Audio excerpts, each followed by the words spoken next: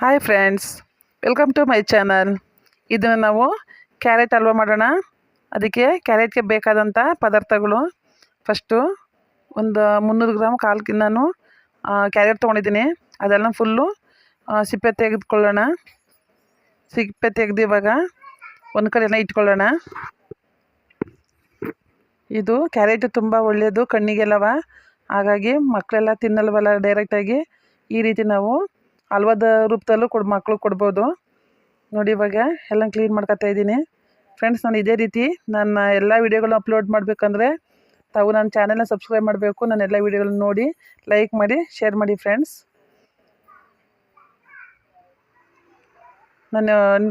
ನೀವು ನನ್ನ ಲೈಕ್ ಮಾಡಿ ನನ್ನ ಎಲ್ಲ ವೀಡಿಯೋಗಳು ಲೈಕ್ ಮಾಡಿದ್ರೆ, ನನ್ನ ಚಾನಲ್ನ ಸಬ್ಸ್ಕ್ರೈಬ್ ಮಾಡಿದ್ರೆ, ನಾನು ಯಾವುದೇ ವೀಡಿಯೋಗಳು ಹಾಕಿದ್ರು ಕೂಡ ಫಸ್ಟ್ ನಿಮಗೆ ಅದು ಕ್ಲಿಂಕ್ ಆಗುತ್ತೆ, ನಿಮಗೆ ಬರುತ್ತೆ ಫಸ್ಟು. ಹಾಗಾಗಿ ನನ್ನ ಚಾನಲ್ಗೆ ಸಬ್ಸ್ಕ್ರೈಬ್ ಮಾಡಿ.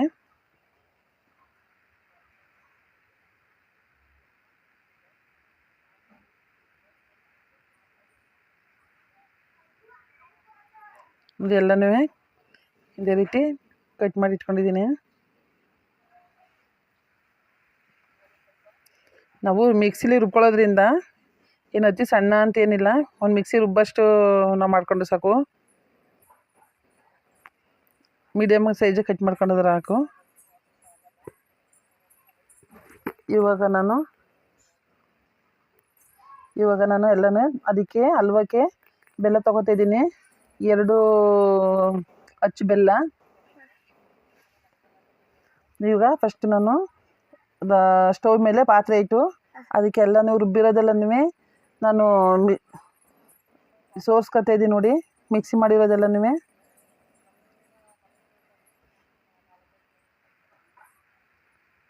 ಇವಾಗೆಲ್ಲ ಈ ಥರ ಎಲ್ಲನೂ ಫಿಲ್ಟ್ರ್ ಮಾಡ್ಕೊಂಡು ಅದನ್ನು ಸೋದಿಸ್ಕೊತಾ ಇದ್ದೀನಿ. ಈಗ ಸ್ವಲ್ಪ ಉಳ್ಕೊಳ್ಳುತ್ತಲ್ಲ, ಅದನ್ನು ಕೂಡ ಇನ್ನೊಂದ್ಸಲ ರುಬ್ಕೊಳ್ಳೋದು.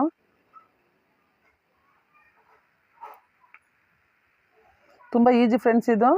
ಮಕ್ಕಳೆಲ್ಲ ಈಸಿಯಾಗಿ, ಮತ್ತು ಇದಕ್ಕೆ ಹೊರ್ಗಡೆ ಜಾಸ್ತಿ ದುಡ್ಡು ತೊಗೋತಾರೆ, ನಾವು ಕಡಿಮೆ ದುಡ್ಡಲ್ಲಿ ಮಾಡ್ಬೋದು. ನೋಡಿ ಇವಾಗ ಅದು ಕುದಿ ಬರ್ತಾಯಿದೆ. ಮೀಡಿಯಮೇ ಇರಲಿ ನಿಮ್ಮದು. ಈಗ ನೋಡಿ, ನಾನು ಬೆಲ್ಲನ ಕಾಯಿಸಿ ಇಟ್ಕೊಂಡಿದ್ನಲ್ಲ, ಅದು ಸೋದಿಸಿಟ್ಟಿದೆ. ಅದನ್ನು ಸೋದಿಸಿರೋದು ಇವಾಗ ಸುರಿತಾ ಇದ್ದೀನಿ ಜೊತೆಗೆ. ಈಗ 2ನೇ ಸಲ ರುಬ್ಬಿರೋದನ್ನು ಕೂಡ ಹಾಕ್ತಾಯಿದ್ದೀನಿ. ಇದು ಸ್ವಲ್ಪ ಉಕ್ಕು ಬರುತ್ತೆ ಬೇಯಲಿ, ಇನ್ನೂ ಸ್ವಲ್ಪ ಬೇಯಬೇಕು. ಸ್ವಲ್ಪ ಜಾರ ತೊಳೆದು ನೀರು ಹಾಕ್ತಾಯಿದ್ದೀನಿ. ನೀವು ನಿಮ್ಮ ಮೆಜರ್ಮೆಂಟ್ಗೆ ಎಷ್ಟು ಬೇಕು ಅಷ್ಟು ಮಾಡ್ಕೊಳ್ಳಿ. ನಾನು ಇಲ್ಲಿ 300 ಗ್ರಾಮು ಕ್ಯಾರೆಟ್ಗೆ ನಾನು ಇದನ್ನು ಹಲ್ವಾ ಮಾಡ್ತಾಯಿದ್ದೀನಿ. ಅದಕ್ಕೆ ಕಾರ್ನ್ಫ್ಲವರು ಕೂಡ ನೀವು ಅದಕ್ಕೆ ಅಷ್ಟು ಎಷ್ಟು ಬೇಕೋ ಅಷ್ಟು ನಾನು ತೊಗೊಂಡಿದ್ದೀನಿ. ಇನ್ನೊಂದು ಸ್ವಲ್ಪ ತೊಗೋತೀನಿ. ಆಮೇಲೆ ಫಸ್ಟ್ ಎಲ್ಲನೂ ಸ್ವಲ್ಪ ನೀರು ಹಾಕೊಂಡು ಕಲಿಸ್ಕೊಳ್ಳೋದು. ಇದಕ್ಕೆ ನೀವು ಸ್ವಲ್ಪ ಉರಿಗಡಲೆನೂ ಕೂಡ ಹಾಕೋಬೋದು, ಆಮೇಲೆ ಎಳ್ಳನ್ನು ಹಾಕ್ಬೋದು, ಮತ್ತು ಡ್ರೈ ಫ್ರೂಟ್ಸ್ ಬರುತ್ತಲ್ಲ, ಬಾದಾಮಿ, ಪಿಸ್ತಾ, ಅದನ್ನು ಕೂಡ ಕಟ್ ಮಾಡಿ ನೀವು ಸೇರಿಸ್ಕೋಬೋದು. ನಾನು ಸಾದಾ ಮಾಡಿದ್ದೀನಿ, ಏನೂ ಹಾಕಿಲ್ಲ, ಪ್ಲೇನು. ಹಾಗಾಗಿ ನಿಮಗೆ ಪ್ಲೇನು ಹಲ್ವಾ ತೋರಿಸ್ತಾ ಇದ್ದೀನಿ. ಎಲ್ಲ ನೀರು ಹಾಕ್ಕೊಂಡು ಗಂಟಾಗಬಾರ್ದಲ್ಲ, ಹಾಗಾಗಿ ನಾನು ಫಸ್ಟು ಒಂದು ಬೌಲ್ಗೆ ಒಂದು ಅರ್ಧ ಬೌಲಲ್ಲಿ ಹಿಟ್ಟು ಕಾರ್ನ್ಫ್ಲೋರ್ ತೊಗೊಂಡು ಅದಕ್ಕೆ ನೀರು ಹಾಕ್ಕೊಂಡು ಕಲಿಸ್ಕೊಂಡಿದ್ದೀನಿ. ಇದ್ರ ಜೊತೆ ಮಿಕ್ಸ್ ಮಾಡಿಕೊಂಡು ಅದನ್ನು ಎಲ್ಲನೂ ತಿರುಗಿಸ್ಕೊಳ್ಳೋಣ. ಕಡಿಮೆನೇ ಇರಲಿ, ಸಿಮ್ಮಲ್ಲೇ ಇರಲಿ ಉರಿ. ತುಂಬ ಚೆನ್ನಾಗಿರುತ್ತೆ ಮಕ್ಕಳೆಲ್ಲ ತಿನ್ನೋದಕ್ಕೆ. ನೋಡಿ, ಹೊರಗಡೆನೇ ಇದೇ ಹಲ್ವಾಕ್ಕೆ ನಾವು ತುಂಬ ದುಡ್ಡು ಕೊಡ್ತೀವಲ್ವ, ಹಾಗಾಗಿ ಕಡಿಮೆ ದುಡ್ಡಲ್ಲಿ, ಕಡಿಮೆ ವೇಳೆಯಲ್ಲಿ ಒಂದು ಕಾಲು ಗಂಟೆ ಆದರೂ ಸಾಕು, ನಾವು ಈ ಹಲ್ವಾ ಮಾಡ್ಬೋದು. ನೋಡಿ ಇವಾಗ ಸಿಮ್ಮಲ್ಲೆಲ್ಲ ಸಣ್ಣ ಉರಿಲಿ ಇದಾಗ್ತಾ ಇದೆ.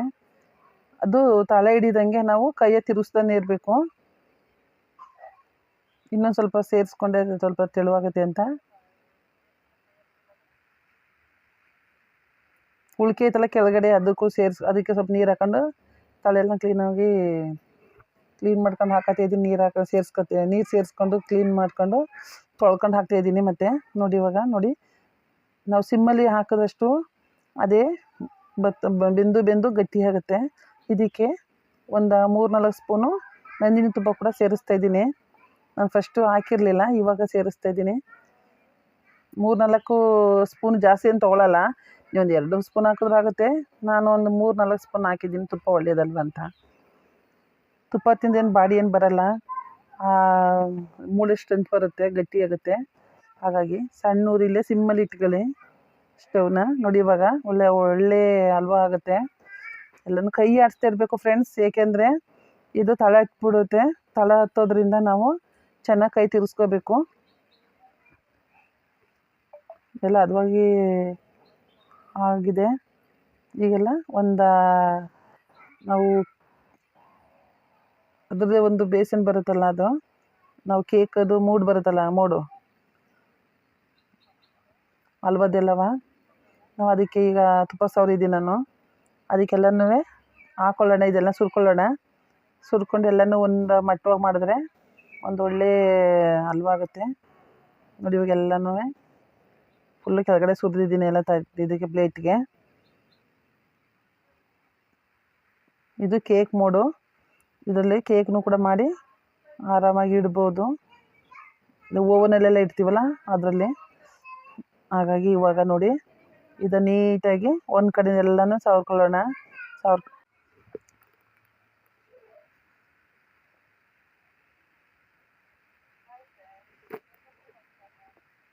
ನೋಡಿ ಇವಾಗ ಎಲ್ಲನೂ ಒಂದು ಸಮವಾಗಿ ಮಾಡ್ಕೊಳ್ಳೋಣ. ಸ್ಪೂನಲ್ಲಿ ತುಪ್ಪ ಹಾಕಿರೋದ್ರಿಂದ ಏನಾದೇನು ಅಂಟಲ್ಲ, ಮತ್ತು ಚೆನ್ನಾಗಿ ಬೆಂದಿದೆ. ಇದು ಮಕ್ಕಳಿಗೆಲ್ಲವ ಇಟ್ಟು ಜಾಸ್ತಿ ದಿನ ಏನಂತೇನಿಲ್ಲ, 4-5 ದಿನದೊಳಗಡೆ ಇಡ್ಬೋದು ಫ್ರಿಜ್ ಒಳಗಡೆ. ಮಕ್ಳಿಗೆ ಒಂದು ಬಾಕ್ಸಲ್ಲಿ ಇಟ್ಟು ಅದನ್ನು ಕೊಡ್ಬೋದು. ಒಳ್ಳೆ ಚೆನ್ನಾಗಿರುತ್ತೆ. ಒಂಥರ ಕಟ್ ಮಾಡೋಕ್ಕೂ ನೋಡಿ ಎಷ್ಟು ಚೆನ್ನಾಗಿದೆ ಫ್ರೆಂಡ್ಸ್. ಆಹಾ, ನೋಡ್ತಾ ಇದ್ರೆ ಬಾಯಿನಲ್ಲಿ ನೀರು ಬರ್ತಿದೆ friends. Mouth watering.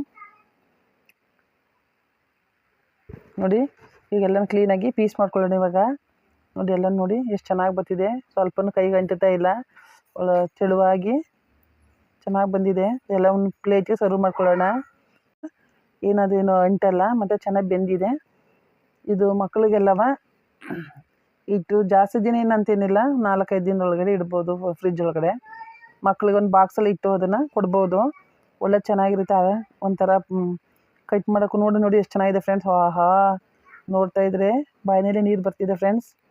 Mouth watering. ನೋಡಿ ಈಗೆಲ್ಲ ಕ್ಲೀನಾಗಿ ಪೀಸ್ ಮಾಡ್ಕೊಳ್ಳೋಣ ಇವಾಗ. ನೋಡಿ ಎಲ್ಲ ನೋಡಿ ಎಷ್ಟು ಚೆನ್ನಾಗಿ ಬರ್ತಿದೆ. ಸ್ವಲ್ಪನೂ ಕೈಗೆ ಅಂಟುತ್ತಾ ಇಲ್ಲ, ತೆಳುವಾಗಿ ಚೆನ್ನಾಗಿ ಬಂದಿದೆ. ಎಲ್ಲ ಒಂದು ಪ್ಲೇಟಿಗೆ ಸರ್ವ್ ಮಾಡ್ಕೊಳ್ಳೋಣ. ಈಗ ನೋಡಿ ಎಷ್ಟು ಚೆನ್ನಾಗಿ ಕಾಣ್ತಿದೆ. ನೋಡಿ ಫ್ರೆಂಡ್ಸ್, ಇದೇ ರೀತಿ ನೀವು ಕೂಡ ಮನೇಲಿ ಇದೇ ರೀತಿ ಹಲ್ವಾ ಮಾಡಿ ಕಡಿಮೆ ರೇಟು, ಕಡಿಮೆ ದುಡ್ಡಲ್ಲಿ, ಕಡಿಮೆ ಸಮಯದಲ್ಲಿ ನೀವು ಒಳ್ಳೆ ತಿಂಡಿ ಮಾಡ್ಬೋದು. Thank you friends. ನಾನು ಇದೇ ರೀತಿ ನನ್ನ ಎಲ್ಲ ಚಾನಲ್ಗೂ ನನ್ನ ಚಾನಲ್ನ ಸಬ್ಸ್ಕ್ರೈಬ್ ಮಾಡಿ, ನನ್ನೆಲ್ಲ ವಿಡಿಯೋಗಳನ್ನು ನೋಡಿ, ಲೈಕ್ ಮಾಡಿ, ಶೇರ್ ಮಾಡಿ friends. Thank you friends. Thank you very much.